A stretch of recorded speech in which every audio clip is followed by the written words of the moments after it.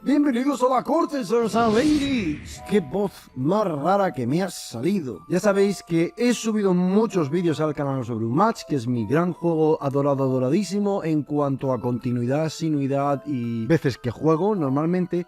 Pero hay otro juego mucho más fuerte, más redundante, más constante en mi grupo de juego de sirs y ladies. Y ese juego es el Arkham Horror, juego de cartas. Os comenté que cada verano mínimo jugamos una campaña. En este año en concreto vamos a jugar más de una. De hecho, la que estamos jugando ahora mismo en el tiempo presente es el Círculo Roto. Una que ya jugó parte de mi grupo de Sirs and Ladies y que ahora la otra parte en la que yo me incluyo estamos jugando. Pero antes de llegar a ese punto he jugado como 5 o 6 campañas más. Y no me acuerdo de todas ellas. Me acuerdo bien de la anterior que jugué el verano pasado, que es Devoradores de Sueños, la que hoy os ha traído a este vídeo, y la anterior no me acuerdo tanto de la campaña, pero sí del mejor personaje que me he hecho hasta la fecha, porque lo disfruté como nunca, que era Winifred. Entonces mi intención en esta nueva serie, mi objetivo en esta serie de vídeos es compartir con vosotros mis experiencias con esas campañas de Arkham Horror, deciros si merecen la pena o no, qué es lo mejor, qué es lo peor, sin spoilearos nada de la historia y comentaros un poco los mazos con los que yo he jugado. Hoy en concreto nos vamos a centrar en los Devoradores de Sueños, puesto que me acuerdo mucho más y mucho mejor de la campaña y quiero centrarme más en la campaña y menos en los mazos. Esto es sencillo porque en realidad durante esta campaña llevamos 2 personajes, 4 escenarios para cada uno. La cantidad de experiencia que recibimos durante la misma es muy abultada, como si estuviéramos jugando una campaña de 8 escenarios, pero concentrada. Entonces esto me sirvió a mí para jugar con personajes con los que nunca jamás había experimentado. Hoy os hablaré de esa campaña y de esos 2 personajes y para un próximo vídeo, si tenéis ganas, hago el de Winifred. Bien, para esta campaña en concreto llevaremos 2 personajes, 2 investigadores, uno atrapado en el mundo de los sueños y el otro en el mundo despierto, ¿de acuerdo? Habrá historias no cruzadas, sino en los que lo que ocurre en uno afectará en el otro y lo que ocurra en este a su vez afectará en el anterior.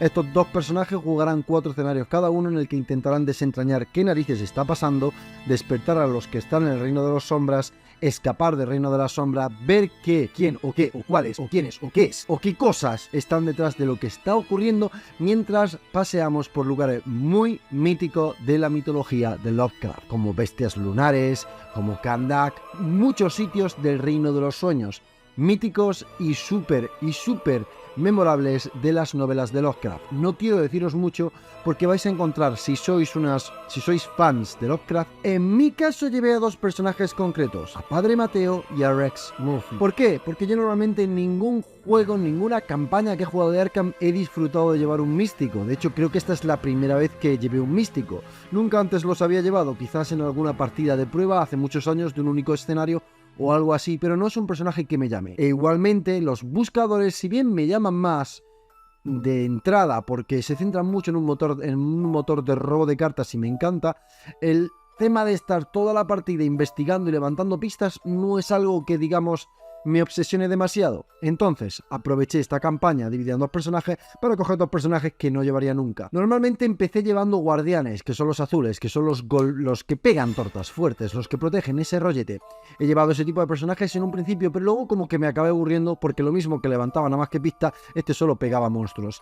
Al final me acabaron gustando más los supervivientes, los rojos, que son una mezcla híbrida y que tienen, en mi opinión, las mejores combinaciones de habilidades y cartas para sus mazos. Y luego me metí en el mundo últimamente de los rogue, de los pícaros, los verdes, y los estoy disfrutando mucho. Más por lo mismo, tienen muchísimas acciones adicionales, mucho combo entre ellas, muchas cosas que hacer, y me encanta mucho llevar a ellos. Pero en este caso, sin enrollarme mucho más, fui con Rex Murphy y con Padre Mateo. Padre Mateo fue el personaje que estaba atrapado en el mundo de los sueños. Al ser un personaje místico, cuya habilidad se basaba inicialmente en sellar de alguna manera la chapita de éxito para ponerla asegurada en su siguiente tirada, cogí esa idea y la amplié y convertí el personaje de Padre Mateo en un personaje que se dedicó a sellar chapitas, como llamo, del bolso de caos, fichas de caos, y también a jugar y manipular el mazo de encuentros. Entonces todas las cartas que creé para su mazo se versaban en colocar muchos apoyos, incluso apoyos adicionales en forma de hechizos o cartas de mano, que permitían poner varias de estas chapitas, como yo les llamo, para cerrarlo, porque además sí que es cierto que la campaña de los Devoradores de Sueños va metiendo de una manera increíble muchísimas cartas, muchísimas fichas de caos adicionales.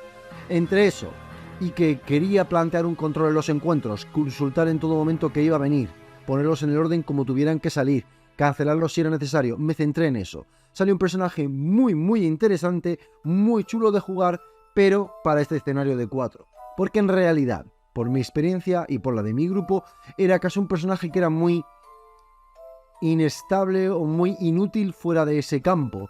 Él jugaba solo en la zona de eventos, en la zona de encuentros. Él protegía o aseguraba que el resto de jugadores tuvieran tiradas más o menos eficaces, pero no aportaban. Cada vez que se encontraba con un enemigo, alguien tenía que quitárselo. Cada vez que había investigar, él apenas era capaz de hacerlo. Solo en tiradas muy concretas y necesarias era cuando utilizaba su códice para poder en ese momento asegurar una tirada exitosa vital para que la campaña tuviera éxito, para que el escenario en concreto tuviera éxito. El resto del tiempo era un personaje que estaba más bien parado, sin hacer nada, haciendo bulto y manipulando solo la fase de mitos. Por tanto, para 4 escenarios estuvo muy bien, por todo el tema de que esta campaña incluye muchas fichas de caos dentro de la bolsa, muchos encuentros locos que son explosivos y que cuantos más hay en mesa, más se descontrola todo. Entonces encajó bien, pero sí que es verdad que no es un personaje que recomiende en cuanto a diseño para otras campañas más extensas. En cuanto al mazo de Padre Mateo, aquí tenemos su mazo, lo he hecho esta mañana, y he de decir que no es entero 100% sincero al que era, porque no me acuerdo todas las cartas, y porque además le he añadido cartas que hemos conseguido después, que han llegado después.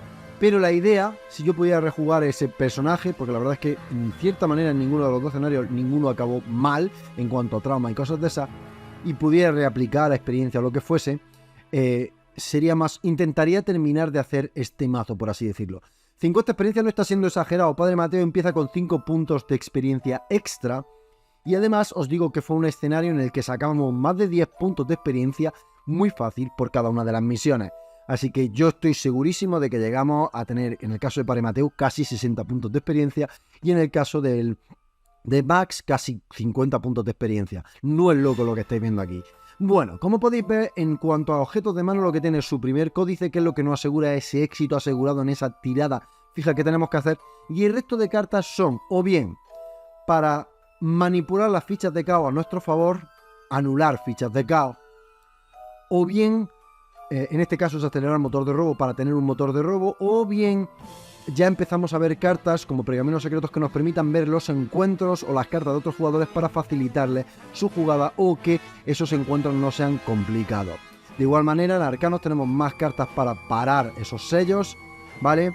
Tenemos cartas para ganar esos recursos porque vamos a necesitar mucho, cartas para recuperar vida, daño, un poquito de support y más cartas como esta, que lo que nos permite es seguir viendo esas cartas de encuentros, de mazo, etcétera, etcétera.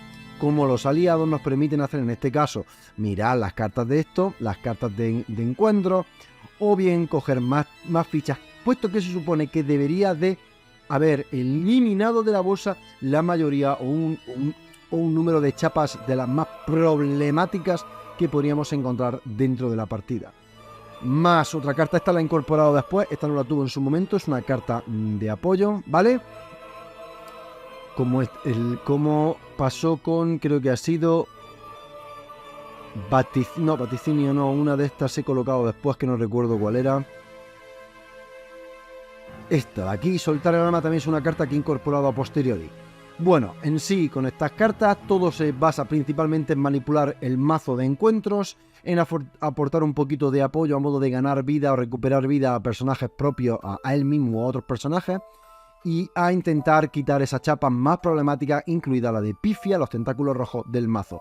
No es muy complicado de jugar, dejaré en la descripción un enlace a este mazo directamente, puesto que después lo publicaré para que pueda estar, digamos, acceso de todo el mundo. Por otro lado, Rex Murphy se centró en lo que quería que hiciera, buscar mucho, muchísimo, y me basé en su habilidad de coger más de una ficha a la vez en el mismo sitio para jugar con que él se tenía que situar en el lugar con menor velo posible y desde ese lugar privilegiado robar investigaciones o levantar investigaciones de manera asidua y en gran número, porque siempre levantaba un par de adicionales o 3 de distintas áreas con velo muy elevado.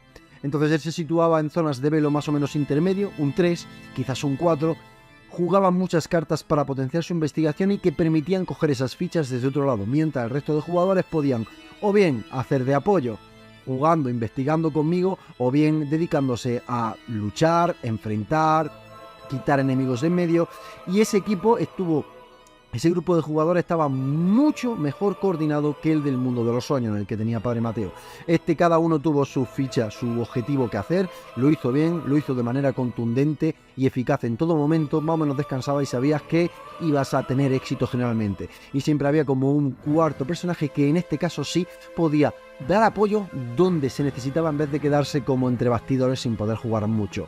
Jugué con mucho más tranquilidad, me gustó más, lo disfruté más, porque lo veía más versátil, más activo, más haciendo cosas.